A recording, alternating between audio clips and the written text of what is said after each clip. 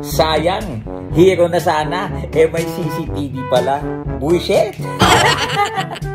Okay mga kaibigan. So ito, nakita natin yung CCTV footage ng nangyari dyan sa Makati, dyan sa may poblasyon, dito nga sa artistang si Aura mga kaibigan.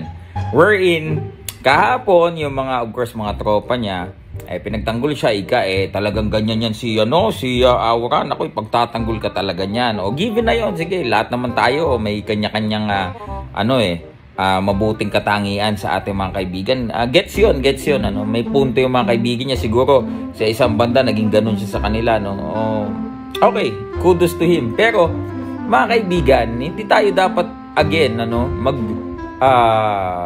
jump into conclusion na hindi, ginawa niyan kasi binastos yung friends niya. Ngayon na nilabas yung yung CCTV. Ano kayo ngayon nga? 'Di ba? Na siya pala yung na instigator, siya pala yung nagpupumilit na gawin ito nung lalaki na sa kabilang table na mga mahihinahon naman, And then kitang-kita na siya pa yung may masaya naman sila, siya yung may pinapagawa ayon ng lalaki. And then, hanggang sa umantong na, sasakitan mga kaibigan. At kitang-kita kung gaano niya hindi na kontrol ang kanyang sarili, At kung paano din niya, yung pamamaraan niya ng pagkausap sa ating kapulisan, which is, diba, hindi tama, kanina nga, napanood din natin yung video ni Boss MG. Although, sabi niya nga, humihingi siya ng dispensa kasi, yesterday, he was defending Aura, and ngayon, di ba, nung nakita na natin yung mga ebidensya, di ba, sabi nga, the truth shall set us free. O, di ba? So, ganun talaga mga idol. Common sa ating mga Pilipino na, talaga tayo. Moral lesson ito, na tayo mga Pilipino, bago tayo kumampi o makisimpatya sa sikat, alamin natin yung tunay na istorya. May kilala akong ganyan di ba? Siya yung may kasalanan, siya yung nangaaway, tapos porket boksingero, porket sikat, kakampihan na ng tao, hindi ganun, diba? Alamin nyo ang istorya.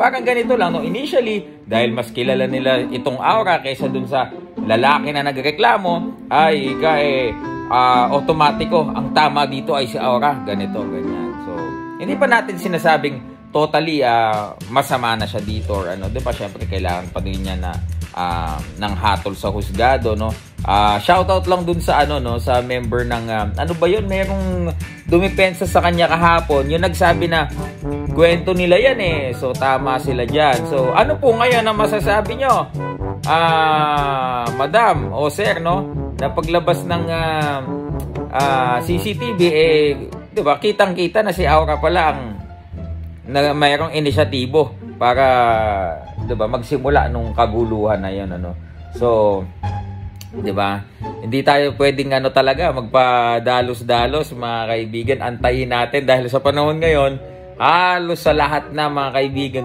hanggang sa mga lugar na least expected mo sa mga iskinita, may CCTV na.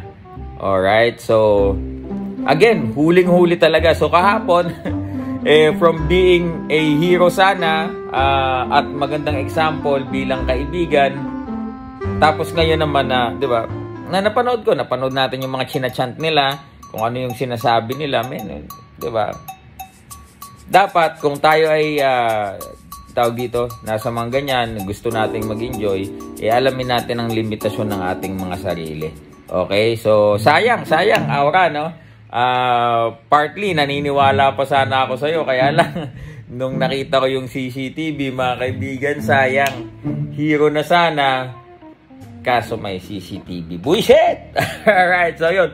Comment down below, ano sa tingin nyo yung nangyari, At ano ang masasabi nyo dun sa nung una or kahapon binabaliktad pa sana nila yung nangyari at pinapalabas na yung mga lalaki daw ang nauna at nang bastos daw sa kanilang kasama. So comment down below, ano masasabi nyo dito mga kaibigan. Silver Voice TV. Ang daing kaguluhan. Peace.